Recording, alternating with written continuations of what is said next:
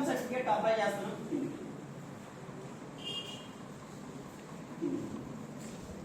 First మనం లాగిన్కి వెళ్తాం. So first entry point DA login. DA లాగిన్లో ఎంటర్ చేస్తారు. లాగిన్ అయిన తర్వాత మన గ్రామ వార్డు సచివాలయం వెబ్సైట్లోకి వెళ్ళిన తర్వాత రైట్ సైడ్లో మీ సేవా సర్వీసెస్ లింక్స్ అని ఉంటుంది, దానిపైన క్లిక్ చేయండి. నెక్స్ట్ అక్కడికి వెళ్ళిన తర్వాత రెవెన్యూ డిపార్ట్మెంట్ ఉంటుంది, దాని మీద క్లిక్ చేయండి. దాని దగ్గర వెళ్ళిన తర్వాత ఇన్కమ్ సర్టిఫికేట్, దాని మీద క్లిక్ చేయండి. నెక్స్ట్ దాని తర్వాత సో ఇక్కడ ఫస్ట్ మనకు వచ్చేసి పేమెంట్ క్యాష్ ఆర్ ఎనీథింగ్ అని చెప్పేసి ఉంటుంది. ప్రెసెంట్ మన వెబ్సైట్ లో అన్నిటికి కూడా క్యాష్ ఉంటుంది. ఫ్యూచర్ లో ఇన్ కేస్ వాళ్ళు చెప్పింది ఏంటంటే యూజర్ దగ్గర క్యాష్ అనేది హ్యాండ్ లో లేదు, అతను ఎలా కట్టాలనుకుంటాడంటే ఆన్లైన్ లో పే చేస్తాను, నేను ఫోన్ పేలో పే చేస్తాను, లేకపోతే గూగుల్ పేలో పే చేస్తాను, సమ్ అనదర్ వేలో నేను పే చేస్తాను అంటాడు. అప్పుడు మన దగ్గర లేదంటే సో ఫ్యూచర్ గురించి వాళ్ళు ఏం చెప్పారంటే ప్రెసెంట్ వరకు మాత్రము క్యాష్ మనీ క్యాష్ లోనే తీసుకుంటాము. ఫ్యూచర్ లో ఈ వెబ్సైట్ డెవలప్ చేసినప్పుడు you can pay digitally, that may be phone pay are Google pay, ఏదైనా సరే పే చేయొచ్చు అని చెప్పారు. ప్రెసెంట్ అయితే మనం ఎలా తీసుకున్నామంటే mode of payment cash. Next applicant details. ఇక్కడ వచ్చేసి రెండు విధాలుగా ఉంటుంది. ఒకటి applicant income, next parent income. Parent income అంటే ఎవరైనా సరే పిల్లలు చదువుకునే పిల్లలు కానీ లేకపోతే ఎడ్యుకేషన్ పర్పస్ గా దేనికైనా సరే అవసరం అయితే మనం పేరెంట్ కు ఇన్కమ్ సర్టిఫికేట్ అనేది ఇస్తాం. అలా కాకుండా ఎవరైనా సరే హౌస్ సైట్స్ లోన్స్ కోసం కానీ లేకపోతే దేనికోసమైనా సరే కావాలన్నాడు అనుకోండి, ఇండివిజువల్ ఇచ్చేది వచ్చిన పర్సన్ కి ఇచ్చేదాన్ని ఏమంటామంటే అప్లికెంట్ ఇన్కమ్ అని చెప్పేసి అని అంటారు. సో నెక్స్ట్ ఏం చేస్తామంటే ఆటోమేటిక్ గా అప్లికేషన్ నంబర్ అనేది సిస్టమే జనరేట్ చేస్తుంది, మనం జనరేట్ చేయాల్సిన అవసరం లేదు. నెక్స్ట్ ఆధార్ నంబర్ ఎంటర్ చేస్తాము. ఇక్కడ మీరు ప్రీ ఫిల్ అని చెప్పేసి క్లిక్ చేయొచ్చు. ప్రీ ఫిల్ అని క్లిక్ చేస్తే ఏమవుతుందంటే ఆధార్ కార్డ్ డేటాబేస్ లో ఏ డేటా అయితే అతను ఎంటర్ చేశాడో ఆ డేటా మొత్తం కూడా ఫిల్ అవుతుంది, అప్లికేషన్ మొత్తం కూడా. సో ఇక్కడ ఆధార్ నంబర్ ఎంటర్ చేసి ప్రీ ఫిల్ అంటే ఆధార్ కార్డు అతను ఏ పేరు అయితే ఉందో, ఏ డీటెయిల్స్ అయితే ఉందో, ఏ హౌస్ అడ్రస్ అయితే ఉన్నదో అది మొత్తం ఫిల్ అవుతుంది. లేదు అలా కాదు అని అంటే ఇక్కడ మీరు ఆధార్ నెంబర్ ఎంటర్ చేసి ఈ డీటెయిల్స్ మొత్తం కూడా మీరు మాన్యువల్ గా ఎంటర్ చేయొచ్చు. ఓకేనా? సో ఫస్ట్ సపోజ్ నేను ఇక్కడ పేరెంట్ ఇన్కమ్ అని చెప్పేసి తీసుకున్నాను. పేరెంట్ ఇన్కమ్ అని చెప్పేసి తీసుకున్నప్పుడు ఇక్కడ ఏమనుకుంటుందంటే స్టూడెంట్ పేరేంటి, ఏ పిల్లోడు, నెక్స్ట్ రిలేషన్ ఎవరికి, మదర్ కి ఇస్తున్నా. ఫస్ట్ సపోజ్ చనిపోయారు అనుకోండి, తల్లి పేరు మీద ఇస్తాం, తల్లి ఇస్తూ ఉంటుంది. తల్లి పేరు మీద ఇవ్వాలి అని చెప్పేసి అన్నప్పుడు తండ్రికి సంబంధించిన డెత్ సర్టిఫికేట్ కన్ఫామ్ గా అవసరం. సో నువ్వు అప్రూవ్ చేయాలి కదా, ఎలా ఇస్తున్నావు, అతను తండ్రి చనిపోయాడని చెప్పేసి చెప్పాలి అంటే తండ్రి డెత్ సర్టిఫికేట్ అని అవసరం. ఫస్ట్ సపోజ్ తండ్రి ఉన్నాడని అంటే ఫాదర్ అని చెప్పేసి అతని పేరు రాసేస్తాం. నెక్స్ట్ జెండర్, ఇతని జెండర్ సెలెక్ట్ చేస్తాం. నెక్స్ట్ డేట్ ఆఫ్ బర్త్ ఇతను తీసుకున్నాం. Next permanent address. సో ఇక్కడ మనం అడ్రస్ డీటెయిల్స్ ఫిల్ చేస్తాం. డోర్ నంబర్ ఉంటే డోర్ నంబరు, నెక్స్ట్ లొకాలిటీ ఉంటే లొకాలిటీ, రామాలయం, వీధులు లేకపోతే ఏ స్ట్రీట్ అనేది రాస్తాం. నెక్స్ట్ ఇక్కడ సెలెక్ట్ చేస్తే ఆల్రెడీ ప్రీ డిఫైన్ గానే ఉంటుంది. సెలెక్ట్ మండలం అన్నప్పుడు దాని మీద క్లిక్ చేస్తే డ్రాప్ డౌన్ బాక్స్ లో ప్రకాశం, నెల్లూరు అన్ని డిస్ట్రిక్ట్ అనేవి కనిపిస్తూ ఉంటాయి. నెక్స్ట్ మండలం సెలెక్ట్ చేసుకుంటాం. నెక్స్ట్ విలేజ్ ఏదైనా సెలెక్ట్ చేసుకుంటాం. నెక్స్ట్ పిన్ కోడ్ ఎంటర్ చేస్తాం. నెక్స్ట్ ఇది పర్మనెంట్ అడ్రస్. దాని కింద వస్తే ఇంకోటి ఏమంటుంది అంటే పోస్టల్ అడ్రస్. ఒకరిది ఏంటంటే హౌస్ ఎక్కడో ఉంటుంది, సో వాళ్ళ పర్మనెంట్ అడ్రస్ అది. ప్రెసెంట్ పుల్లల చెరువు దాంట్లో వాళ్ళు నివసిస్తున్నారు, వాళ్ళ పర్మనెంట్ అడ్రస్ ఫర్ సపోజ్ ఎక్కడో త్రిప్రాంతంలో ఏదో వాళ్ళ పర్మనెంట్ అడ్రస్. ప్రెసెంట్ పుల్లల చెరువులో ఉన్నారు, అతనికి ఈ అడ్రస్ కావాలనుకున్నాడు అనుకోండి, పోస్టల్ అడ్రస్ పెట్టుకుంటాడు. లేదు రెండు ఒకటే అనుకున్నారు అనుకోండి, ప్రెసెంట్ అడ్రస్ పర్మనెంట్ అడ్రస్ రెండు ఒకటే అయితే ఇక్కడ ఒక ఆప్షన్ ఉంటుంది, permanent address same as the postal address, permanent address postal address రెండు ఒకటే అని చెప్పేసి క్లిక్ చేస్తే ఆటోమేటిక్ గా డీటెయిల్స్ అన్ని ఇక్కడ ఫిల్ అయిపోతాయి. నెక్స్ట్ ఇది అయిపోయిన తర్వాత మనకు మ్యాండేటరీగా ఈ అప్లికేషన్ లో ఏ అప్లికేషన్ అయినా సరే మనం చూసేటప్పుడు రెడ్ స్టార్ మార్క్ ఉంటుంది. ఇక్కడ రెడ్ స్టార్ మార్క్ ఉంటుంది అంటే ఆ డీటెయిల్స్ నువ్వు మ్యాండేటరీగా ఫిల్ చేయాలి అంతే. అది ఫిల్ చేయకపోతే అప్లికేషన్ తీసుకోదు. అలా రెడ్ స్టార్ మార్క్ లేకపోతే నువ్వేం చేస్తావంటే నువ్వు వదిలేయచ్చు. దట్ మీన్స్ అది ఆప్షనల్, నువ్వు ఎంటర్ చేయొచ్చు, ఎంటర్ చేయకపోవచ్చు. నెక్స్ట్ ఇక్కడికి వచ్చేసరికి ఆ ఎవరైతే యూజర్ ఉన్నారో ఆయన ఫోన్ నెంబర్ వేస్తాము. నెక్స్ట్ ల్యాండ్ లైన్ నెంబర్ ఉంటే ల్యాండ్ లైన్ వేస్తాము. ఈమెయిల్ అడ్రస్ ఉంటే ఈమెయిల్ అడ్రస్ రాస్తాము. ఏమైనా రిమార్క్స్ ఉంటే రిమార్క్స్ రాస్తాము. రేషన్ కార్డ్ నంబర్ ఉంటే రేషన్ కార్డ్ నంబర్ వేస్తాము. నెక్స్ట్ ఇది ఎలా డెలివరీ చేస్తామంటే మాన్యువల్ గా ఇస్తాము. మనం అప్లై చేస్తాం, అతను మన ఆఫీస్కి వస్తాడు, మనం ప్రింట్అవుట్ తీసి ఇస్తాం. సో ఇలా చేస్తాం. నెక్స్ట్ తర్వాత ఇన్కమ్ డీటెయిల్స్ ఇక్కడ మనం ఫిల్ చేస్తాం. ఒక పర్సన్ ఉంటే అతనికి ఇన్కమ్ డిఫరెంట్ వేస్ లో జనరేట్ అవుతూ ఉంటుంది. సో ఇన్కమ్ ఆన్ ల్యాండ్స్, అతను ఏదైనా పొలాలు వేసి పొలాల మీద ఏదైనా ఇన్కమ్ వస్తుంది. సపోజ్ ఒక 10 ఎకరాల ల్యాండ్ వేసి ఏదో బత్తాయి లెవెల్ దాని అలాంటివి వేసి వేస్తున్నాడు, దాని మీద ఎంత ఇన్కమ్ వస్తుంది. ల్యాండ్స్ మీద వచ్చే ఇన్కమ్ ఇక్కడ వేస్తాం. ఫర్ సపోజ్ అతను ఏదో బిజినెస్ చేస్తున్నాడు, that may be any kind of the businesses. So business మీద వచ్చే ఇన్కమ్ ఎంత. నెక్స్ట్ ఇన్కమ్ ఆన్ బిల్డింగ్స్, కొంతమంది ఫ్లాట్స్ ఆర్ అపార్ట్మెంట్స్ అలాంటివి నడుపుతూ ఉంటారు, అటువంటిప్పుడు వాళ్ళకి దాని మీద కూడా సోర్స్ ఆఫ్ ఇన్కమ్ అనేది జనరేట్ అవుతూ ఉంటుంది. So income on buildings. Next income on labour, అంటే డైలీ పనికి వెళ్తూ ఉంటారు కదా, సో అలా వచ్చేదాన్ని ఏమంటామంటే లేబర్ ఇన్కమ్, డైలీ వేజ్, పనులకు వెళ్ళి తెచ్చుకునే దాన్ని ఏమంటున్నామంటే labour income.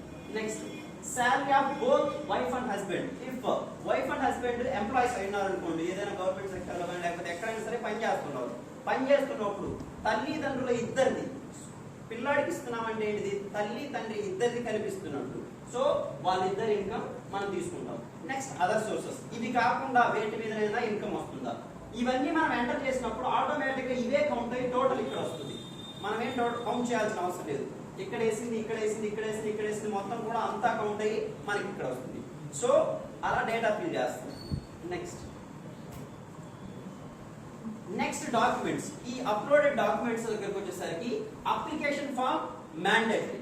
Next ration card కానీ లేకపోతే ఓటర్ ఐడి కానీ లేకపోతే ఆధార్ కార్డు కానీ, ఈ అప్లోడ్ చేసే డాక్యుమెంట్స్ మొత్తం సైజు కూడా ఎంత ఉండాలంటే 3 MB బిలో ఉండాలి. 3 MB బిలో.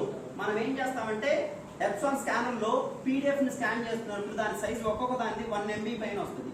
అప్పుడు 3 ఫైల్స్ అప్లోడ్ చేయాలని చెప్పేసి అనుకున్నప్పుడు ఏమవుతుందంటే 4 MB ఎంత వస్తుంది.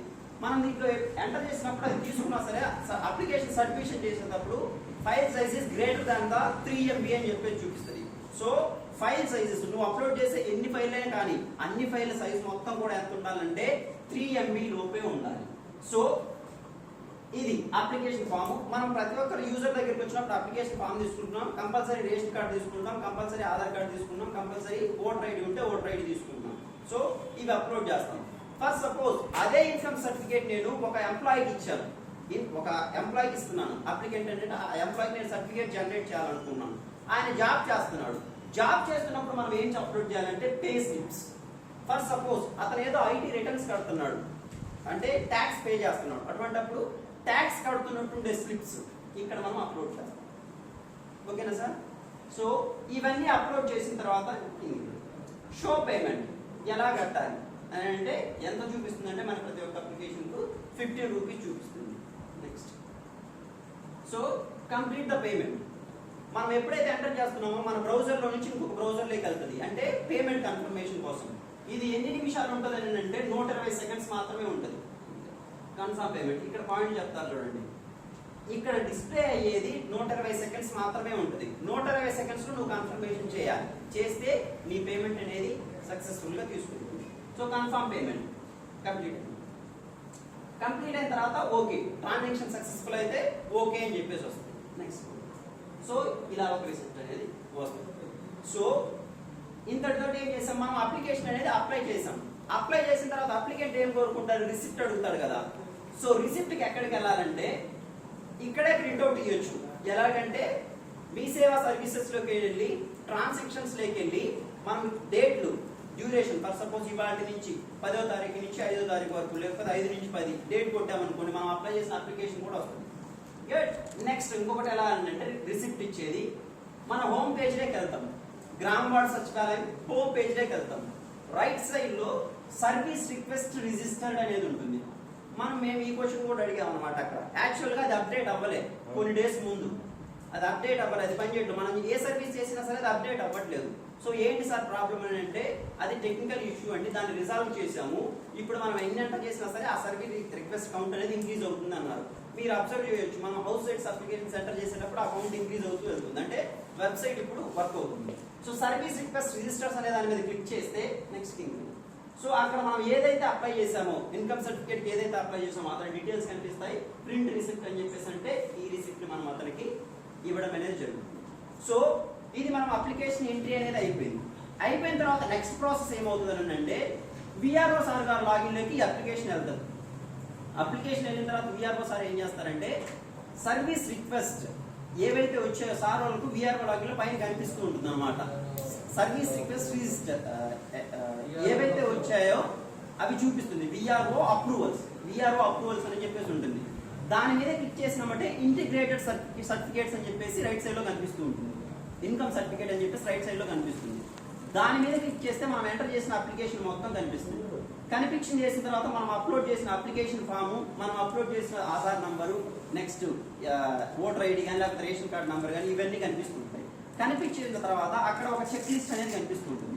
ఆ చెక్ లిస్ట్ ఏం చేస్తారంటే విఆర్ఓ సారు, సో అతని ఇన్కమ్ ఎంత అని చెప్పేసి అన్ని టిక్ చేసుకొని ఎస్ఎస్ అని చెప్పేసి సార్ సైన్ చేసిన తర్వాత ఆ డాక్యుమెంట్ ని స్కాన్ చేసి దాన్ని ఏం చేస్తారంటే ఫార్వర్డ్ టు ఎంఆర్ఐ అంటాడు. అంటే మన సచివాలయం పరిధిలో పని అయిపోయి ఆ పనిని ఎక్కడికి ఫార్వర్డ్ చేసామంటే ఎంఆర్ఓ ఆఫీస్ ఫార్వర్డ్ చేసాం. అది ఎవరి దగ్గరికి వెళ్తుందంటే ఆర్ఐ గారి దగ్గరికి వెళ్తుంది.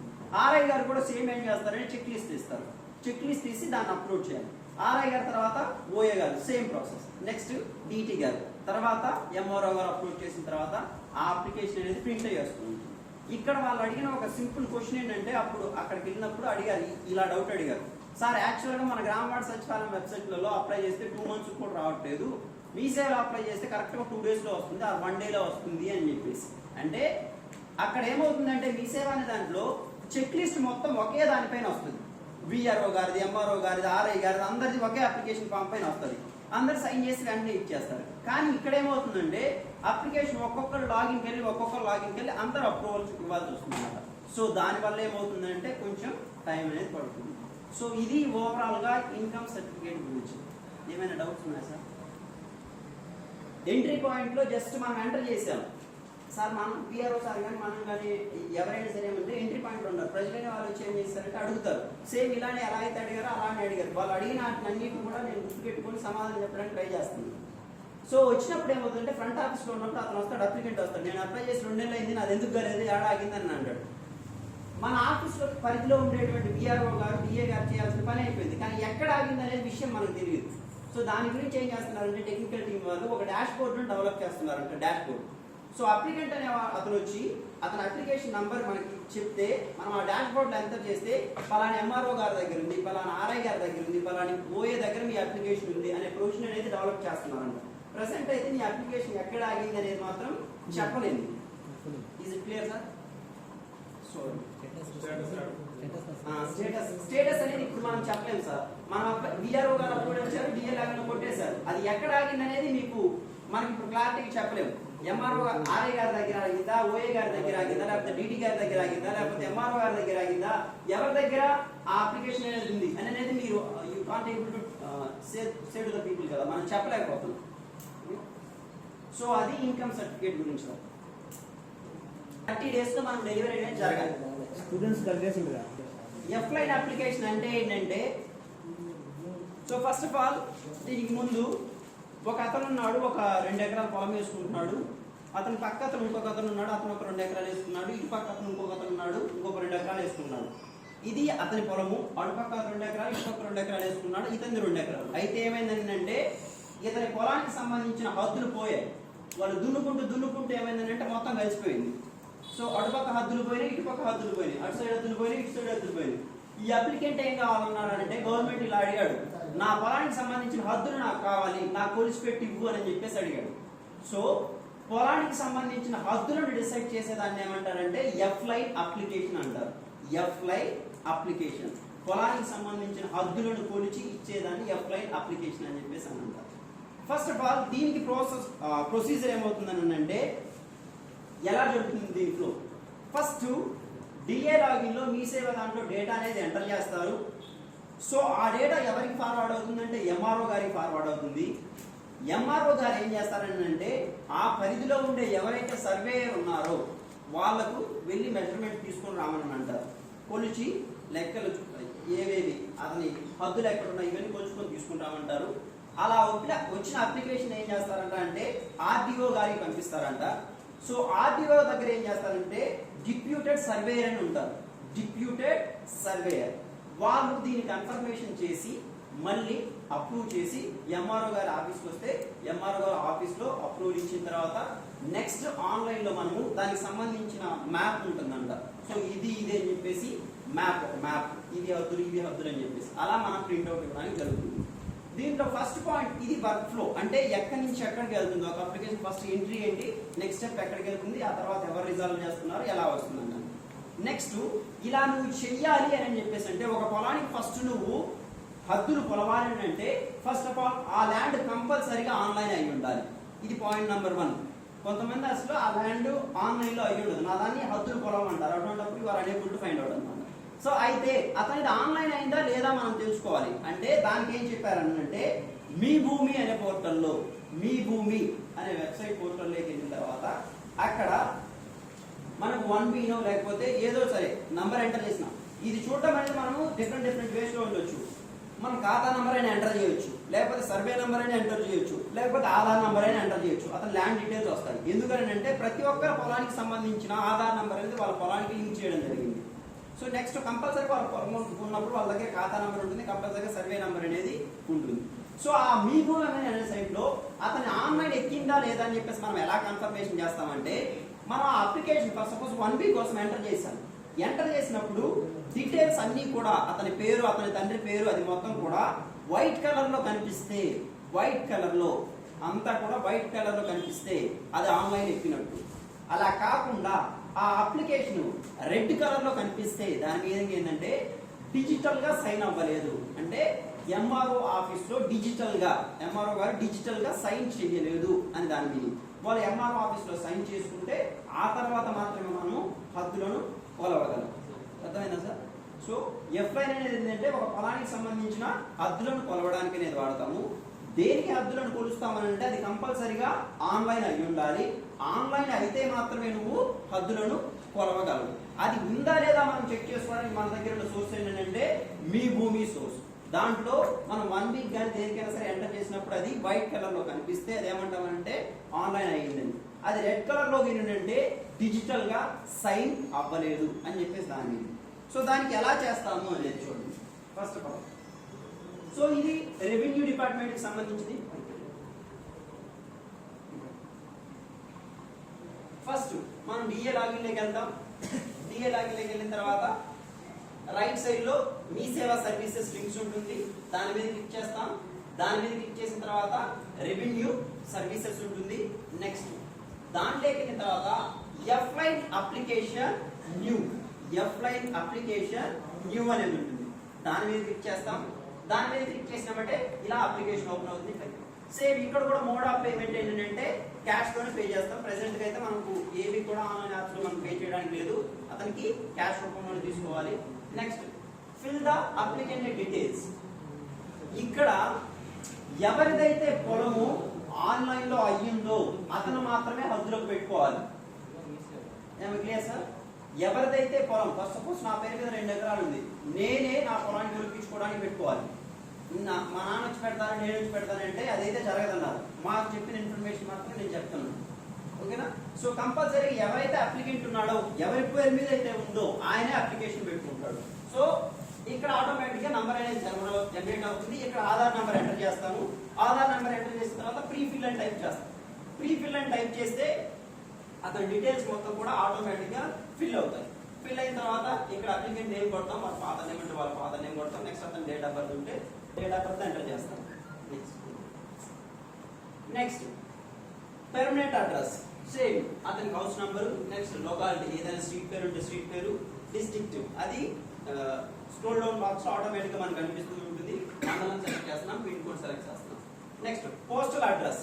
ఫర్ సపోజ్ ఆయన ఉండేది ఒక చోట, పర్మనెంట్ అడ్రస్ ఒక చోట అయింది అనుకోండి, అప్పుడు పోస్టల్ అడ్రస్ అనేది ఆయన నచ్చినట్టు పెట్టుకుంటాం. లేకపోతే 2 ఒకటే అయింది అనుకోండి, సేమ్ ఏదైనా క్లిక్ చేస్తే ఆటోమేటిక్ ఆ డీటెయిల్స్ అన్నీ వస్తాయి. నెక్స్ట్ మొబైల్ నెంబర్ ఎంటర్ చేస్తాము. ఈమెయిల్ ఐడి ఉంటే ఈమెయిల్ ఐడి ఎంటర్ చేస్తాము. నెక్స్ట్ ల్యాండ్ లైన్ ఉంటే ల్యాండ్ లైన్ నంబర్, ఏమైనా రిమార్క్స్ ఉంటే రిమార్క్స్, రేషన్ కార్డ్ నంబర్ ఉంటే రేషన్ కార్డ్ నంబర్ ని ఎంటర్ చేస్తాం. నెక్స్ట్ ఇక్కడ చూడండి ఏ ఇయర్ అనేది ఆటోమేటిక్ గా తీసుకుంటారు. అదే దీన్ని మనం ఎంటర్ చేయాల్సిన అవసరం లేదు. Current year 2020. Type of the application ఎఫ్లైన్ petition. ఆ సర్వీస్ వస్తే మీకు ఎగ్జాక్ట్ ఇది అది ఎలా వరకు ఉందో అదే పీడిఎఫ్. ఇది జస్ట్ స్క్రీన్ షాట్ తీసామండి అంతే. సో ఎఫ్లైన్ పిటిషన్ ఇక్కడ సెలెక్ట్ చేస్తాం.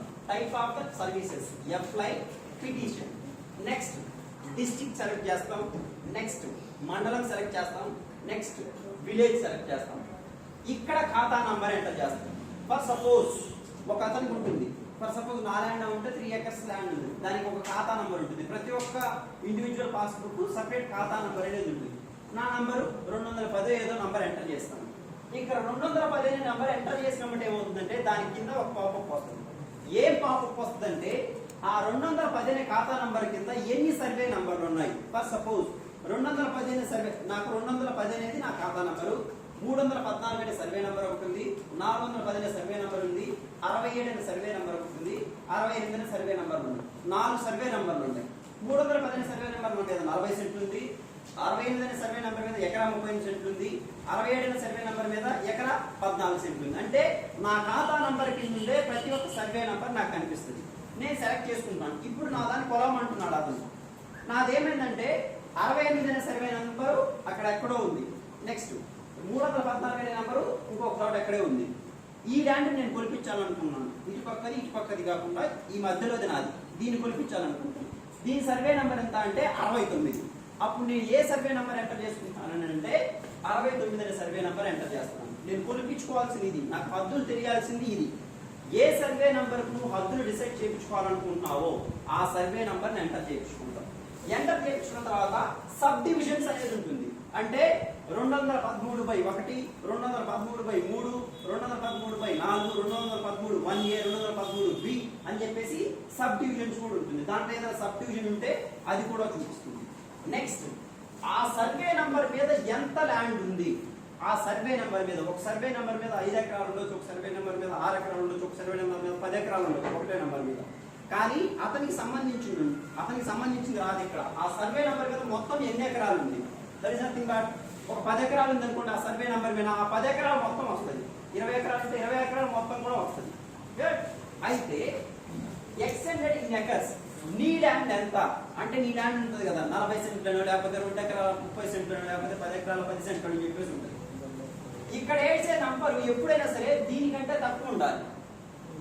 ఇక్కడ వేసే నంబరు దీని అంత ఉండాలి, లేకపోతే దీనికంటే తక్కువ ఉండాలి. దాని మీనింగ్ ఏంటి, ఆ సర్వే నంబర్ మీద ఎంత పొలం ఉందో ఆ పొలంలోనే నేను కొలగలను. ఫర్ సపోజ్ ఇక్కడ ఉండే అటుపక్క ఇటుపక్క ఉండే సర్వే నెంబర్ మొత్తం ఎంత అంటే 6 ఎకరాలు.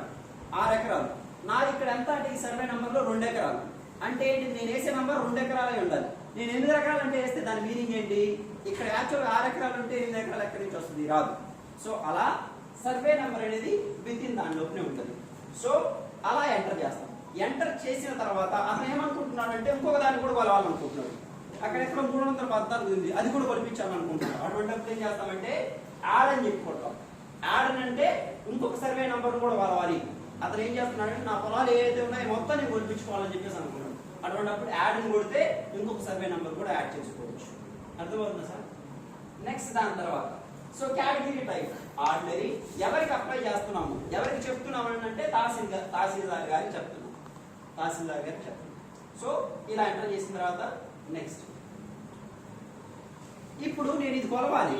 సో ఈ ల్యాండ్ను కొలవాలి అని చెప్పేసి అన్నప్పుడు దీని ఇటుపక్క ఎవరున్నారు, ఇటు సైడ్ ఎవరున్నారు, బ్యాక్ సైడ్ ఎవరున్నారు, ఫ్రంట్ సైడ్ ఎవరున్నారు, వీళ్ళు మొత్తం కూడా సంబంధించిన హద్దులు నాకు తెలియాలి. అంటే ఇది నా పొలం, నేను ఇక్కడ ఉన్నాను అంటే నా చుట్టుపక్కల కూడా ఉంటారు కదా. ఇప్పుడు నేను ఇక్కడ ఆంజనేయులు, నా పొలం ఉంది, ఇటు పక్క నాగరాజు ఉన్నాడు, అక్కడ అనిల్ ఉన్నాడు, ఇక్కడ వీరవాల్ సార్ ఉన్నారు, ఇటు పక్కన వచ్చేసరికి శివ సార్ ఉన్నారు. అంటే నా ల్యాండ్ చుట్టూ 4 ఉన్నారు. అంటే వాళ్ళ నలుగురు పేర్లు, వాళ్ళ నలుగురు సర్వే నెంబర్లు కూడా కావాలి. అంటే నీ పొలాన్ని వాళ్ళ మధ్యలో దాంట్లోనే కదా నేను కొలిచేది. అటువంటిప్పుడు హద్దుల్లో ఎవరైతే ఉన్నారో వాళ్ళకి సంబంధించిన డీటెయిల్స్ కూడా అడుగుతుంది. దాన్ని fill the boundaries of adjacent land holders, పక్కన ఎవరైతే ఉన్నారో వాళ్ళకి సంబంధించిన ఇన్ఫర్మేషన్ కూడా కావాలి. ఏంటి అది, నార్త్ అంటే south, north east west south. So north side ఎవరున్నారు అంటే ఇటు సైడ్ ఎవరున్నారు, సర్వే నెంబర్ ఎంత సర్వే నెంబర్ 210, ఏం పేరు, వాళ్ళ నాన్న పేరు ఏంటిది, అడ్రస్ ఏంటిది, కాంటాక్ట్ నెంబర్ ఏంటిది. నెక్స్ట్ సౌత్ సైడ్ ఎవరున్నారు, ఆ సర్వే నెంబర్ ఎంత, ఈ సౌత్ సైడ్ ఉండేది 218, ఆయన పేరేంటిది, వాళ్ళ నాన్న పేరేంటిది, ఆయన అడ్రస్ ఏంటిది, ఆయన ఫోన్ నెంబర్ ఏంటిది. అంటే నీ పొలానికి 4 పక్కల ఎవరైతే ఉన్నారో వాళ్ళకి సంబంధించిన ఇన్ఫర్మేషన్ కంపల్సరీగా నువ్వు ఇక్కడ ఎంటర్ చేయాలి. నెక్స్ట్ దాని తర్వాత అప్లోడెడ్ డాక్యుమెంట్స్. ఇక్కడ ఏం చేస్తున్నాం అంటే ఈ స్కాన్ చేసే సైజ్ కంపల్సరీగా 3 MB లోపల ఉండాలి. ఇక్కడ నువ్వు అప్లోడ్ చేసే డాక్యుమెంట్స్ ఏముంటాయంటే అప్లికేషన్ ఫాము, పట్టాదార్ పాస్బుక్, కంపల్సరీగా అతను ల్యాండ్ ఉంటుంది కదండి, అతని ల్యాండ్ కి సంబంధించిన పట్టాదార్ పాస్బుక్, నెక్స్ట్ ఆయనకి సంబంధించిన ఆధార్ కార్డు, నెక్స్ట్ ఆయనకి సంబంధించిన ప్రూఫ్లు ఏమన్నా ఉంటే అవి పెట్టి ఇక్కడ అప్లోడ్ చేస్తాం.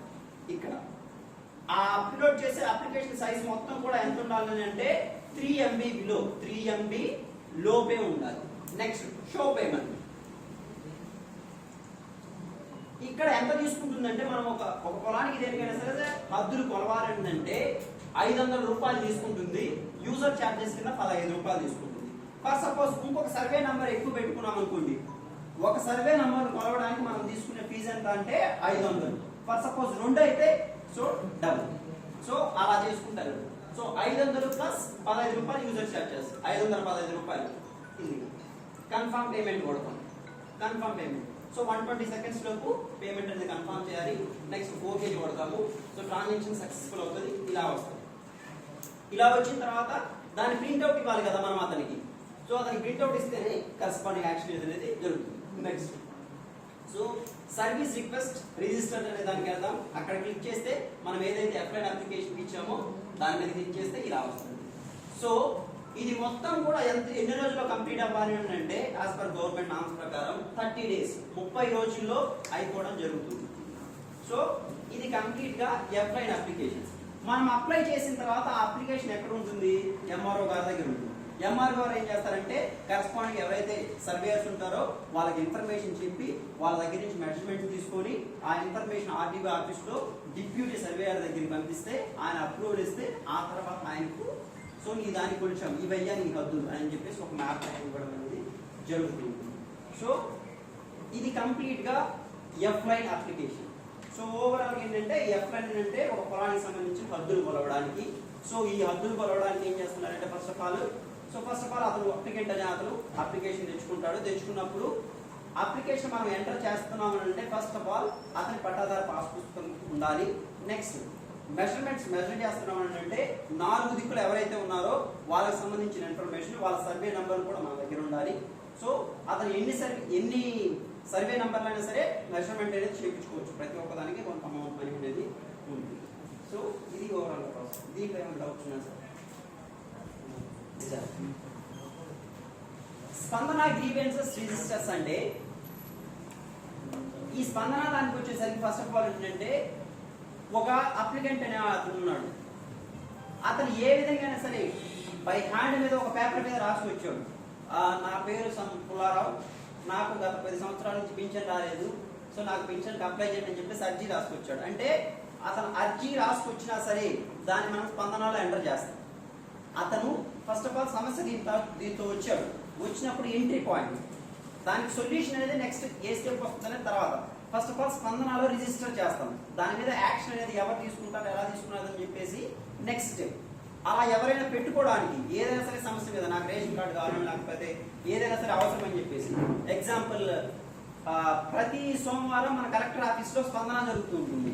స్పందనలో ఏం చేస్తారంటే అర్జీ రాసుకురండి అని అంటారు. అర్జీ ఏంటంటే అతని సమస్య ఏదో సమస్య మీద ఉంది. అతను డాక్యుమెంట్స్ అటాచ్ చేయొచ్చు, చేయకపోవచ్చు. That is nothing but ration card కానీ ఆధార్ కార్డు కానీ లేకపోతే ఏవైనా సరే అటాచ్ చేయకపోయి అతను అర్జీ అయితే పెట్టుకుంటున్నాడు ఇలా అని చెప్పేసి.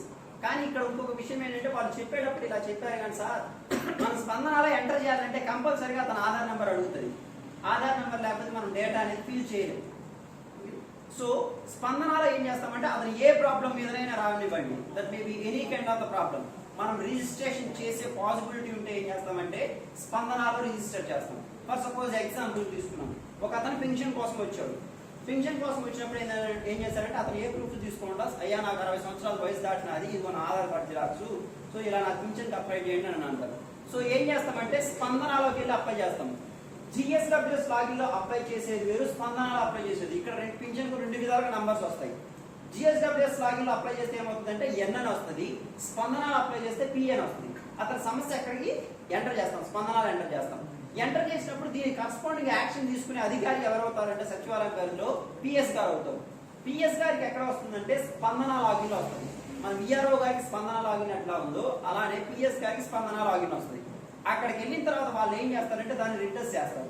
రిట్రెస్ చేసిన తర్వాత దాన్ని ఎక్కడికి పంపిస్తారంటే వీళ్ళు PSRలు ఏమైనా రిట్రెస్ చేస్తారంటే అతను పెట్టుకున్న అర్జీ తీసుకున్నారు కదా అతను పిలిపించుకొని documented proofs, for suppose ration card, Aadhaar card, ఏవో ప్రూఫ్లు తీసుకుంటారు. ప్రూఫ్లు తీసుకొని అతను ఎలిజిబుల్ అయితే యాక్సెప్టెన్స్ ఇచ్చి పంపిస్తారు. పంపించినప్పుడు ఆ అప్లికేషన్ ఎవరి దగ్గర వెళ్తుందంటే ఇప్పుడు మామూలుగా ఓల్డ్ కొన్ని రోజుల క్రితం అయితే ఎవరి దగ్గరికి వెళ్తుందంటే డైరెక్ట్గా MPDO సార్ దగ్గరికి వెళ్తుంది. ఇప్పుడు ఏమవుతుందంటే అది వెల్ఫేర్ ఎడ్యుకేషన్ దగ్గరికి వస్తుంది, వెల్ఫేర్ ఎడ్యుకేషన్ దగ్గరికి వస్తుంది. వాళ్ళు ఏం చేస్తారంటే ఫీల్డ్ చెక్ చేసుకుంటారు. ఫీల్డ్ చెక్ చేసుకున్న తర్వాత అప్రూవల్ ఇస్తారు. అప్రూవల్ ఇచ్చిన తర్వాత ఎక్కడికి వెళ్తుందంటే ఎంపీడీఓ దగ్గరికి వెళ్తుంది. సో ఎంపీడీఓ గారు చెక్ చేసి దాన్ని మళ్ళీ ఏం చేస్తారంటే పిఆర్డీ వాళ్ళకి పంపిస్తారు. వాళ్ళు అగైన్ సోషల్ ఆడిట్ కోర్టు పంపించి దాన్ని రీవెరిఫికేషన్ చేసి పంపిస్తారు. అంటే ఒక స్పందనలో జస్ట్ నేను ఒక ఎగ్జాంపుల్ చెప్పాను, ఒక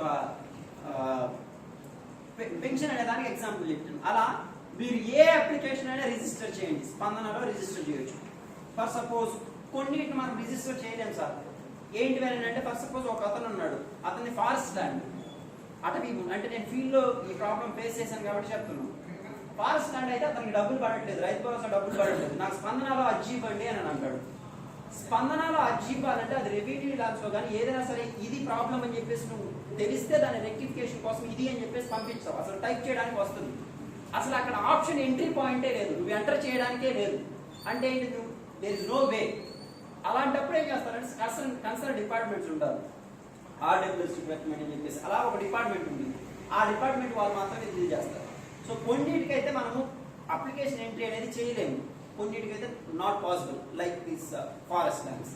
నెక్స్ట్ ఇలా స్పందనలోకి వచ్చినప్పుడు ప్రతి ఒక్క అర్జీని కూడా చేస్తాం. అయితే ఇక్కడ స్పందనలో వాళ్ళు చెప్పింది ఏంటంటే quality of dispose of the అర్జీ. అంటే ఫర్ సపోజ్ అతను ఒక రేషన్ కార్డుకి వచ్చాడు, అతనికి ఏంటంటే 5 days లో రిటర్న్ చేసి పంపించాలి. అంటే ఏంటిది 5 days లో దాన్ని ఎలిజిబుల్ లేకపోతే రిజెక్టెడ్ ఏదో వచ్చి పంపించాయి. అంటే అది quality of the disposal. With in the టైంలో నువ్వు డిస్పోజల్ చేసావు, దాన్ని నువ్వు ఏం చేసావంటే ప్రొలాంగ్ చేసావు కొన్ని డేస్. ఇప్పుడు మీరు చూసారు కదా అక్కడ కొంచెం రెడ్ కలర్ ఆ కలర్ కనిపిస్తున్నాయి.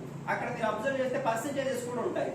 విత్ ఇన్ ద టైంలో ఎంత పర్సెంటేజ్ కంప్లీట్ చేశారు, బియాండ్ ఎంత కంప్లీట్ చేశారు. ఇక్కడ ఇంకొక విషయం ఏంటంటే సార్, ప్రతి ఒక్కరు కూడా డాష్ బోర్డ్లోకి వెళ్ళిపోతుంటుంది. అంటే ప్రతి ఒక్కటి ఆన్లైన్, మనం ఎంటర్ చేసిన అప్లికేషన్ నువ్వు ఎప్పుడు సాల్వ్ చేసావు, ఎప్పుడు రిజాల్వ్ చేసావు అనేది ఈచ్ అండ్ ఎవ్రీథింగ్ కౌంట్ అవుతూ ఉంటుంది. దాని మీదనే మనం చెప్పాము అసలు వాళ్ళ గురించి, ఈ అప్లికేషన్ ఇన్ని ఎంటర్ చేసాము, బియాండ్ ఇన్ అయ్యాయి, విత్ ఇన్ ఇంట్ అయ్యాయి మనం ఎవరైనా చెప్పలేదు, కానీ వాళ్ళు రికార్డ్స్ తీశారు. So quality of the disposal అని అంటే విత్ ఇన్ ద టైంలో ఆ అప్లికేషన్ క్లోజ్ చేసావా లేదా, that is the quality of the disposal. Next అది సాటిస్ఫాక్టరీ లెవెల్లో, అంటే అప్లికెంట్ అనేవాడు సాటిస్ఫై అయ్యే రేంజ్ లో డిస్పోజల్ చేసావా లేదా అనేది కూడా మోస్ట్ ఇంపార్టెంట్. అతను యాక్చువల్గా ఎలిజిబుల్ ఏదో రాసేసి అసలు ఎలిజిబుల్ అని చెప్పేసి పెట్టావు, అతను మళ్ళీ ఏం చేస్తారు స్పందనలో ఎక్కడ అప్లికేషన్ రైజ్ చేస్తారు. అటువంటిప్పుడు ఏమవుతుందంటే మళ్ళీ రీఓపెన్ చేసేసి ఆ అప్లికేషన్ అంటే నువ్వు క్వాలిటీగా డిస్పోజల్ చేయలేదు, సమ్ ఏదో ప్రాబ్లమాటిక్ డిస్పోజల్ అనేది జరిగింది. సో ఇలా ప్రతి ఒక్క అప్లికేషన్ మనం ఏం చేయొచ్చు అంటే స్పందనలో ఎంటర్ చేయొచ్చు. నెక్స్ట్ ఈ స్పందనకు సంబంధించి మనం ఒక రిజిస్టర్స్ మెయింటైన్ చేయాలి. 2 రిజిస్టర్స్, స్పందన రిజిస్టర్, ఈ రిజిస్టర్, ఇది ప్రతి ఒక్క దాంట్లో మెయింటైన్ చేయమన్నారు. సో వాళ్ళు చెప్పిన ఇంకొక మోస్ట్ ఇంపార్టెంట్ విషయం ఏంటంటే ఎవరైనా హయ్యర్ అఫీషియల్స్ కానీ హయ్యర్ అథారిటీస్ కానీ వచ్చినప్పుడు నువ్వు రాత్రి 1 అనుకుంటూ పని చేసావా, లేకపోతే పొద్దున్నే తెల్లదాకా ఉండి పని చేసావా, లేకపోతే రాత్రి అంతా కష్టపడి పని చేసావా, ఇదేం కాదు. Where is the recorded proof, నీ దగ్గర రికార్డెడ్ ప్రూఫ్ ఏముంది. సో అటువంటిప్పుడు నువ్వు చేసే ప్రతి ఒక్కరి దాన్ని కూడా రికార్డెడ్ గా మెయింటైన్ చేయండి. That is the best way. మనందరికి కూడా రిజిస్టర్స్ సపరేట్ గా ఒక్కొక్కటి ఇచ్చారు కదా, దాంట్లో PR registers, personal registers. So మీరు ఏదైతే వర్క్ చేస్తున్నారో అది మీకు నచ్చిన ఫార్మాట్ లో, ఫర్ సపోజ్ స్పందనలో ఇది అర్జీ ఎంటర్ చేశారు, లేకపోతే ఈ సేవలో ఇది అర్జీ ఎంటర్ చేశారు, ఏదైనా సరే ఒక పిఆర్ రిజిస్టర్ మెయింటైన్ చేయండి. రేపు ఎప్పుడైనా సరే ఒక అధికారులు వచ్చినప్పుడు దాన్ని మీకు చెక్ చేయడం జరుగుతుంది అని చెప్పేసి చెప్పారు. టీసీ అవుతుంది రిజిస్టర్ స్టేట్కి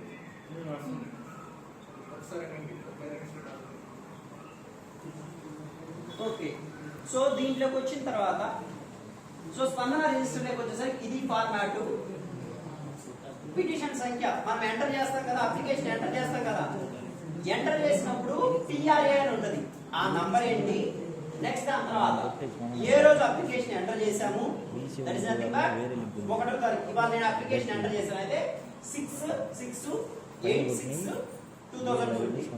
దరఖాస్తుదారుడి పేరు, ఏం పేరు, నెక్స్ట్ ఆయన ఫోన్ నంబర్ ఎంత, నెక్స్ట్ ఆయన ఆధార్ నంబరు, ఏ విషయం, కొత్త రేషన్ కార్డు కొరకు అప్లై చేశారు, లేకపోతే రేషన్ కార్డు నుంచి డిటెన్షన్ కోసం అప్లై చేశారు, లేకపోతే పింఛన్ కోసం అప్లై చేశారు, లేకపోతే రేషన్ కార్డు అడిషన్ కోసం పంపించారు, లేకపోతే రైతు భరోసా పర్లేదని చెప్పేసి అడిగారు. నెక్స్ట్ ఏ విభాగము, సివిల్ సప్లైస్ డిపార్ట్మెంట్ ఉంది. రేషన్ కార్డుకు సంబంధించిన ఎవరు, సివిల్ సప్లైస్ డిపార్ట్మెంట్. అక్కడ సంబంధిత అసిస్టెంట్ ఎవరంటే మన సచివాలయంలో విఆర్ఓ గారు తీసుకుంటారు. నెక్స్ట్ దానికి సంబంధించి తీసుకున్న చర్య ఏంటి అంటే మీరు ఫార్వర్డ్ చేశారా, పరిష్కరించారా లేదా, చేసిన తర్వాత తీసుకున్న వివరాలు అంటే పరిష్కరించాము, పరిష్కరించలేదు అంటే ఏ రోజున నువ్వు మనము దాన్ని యాక్షన్ తీసుకున్నాం. ఏం చేసాం? పరిష్కరించామా పరిష్కరించలేదా?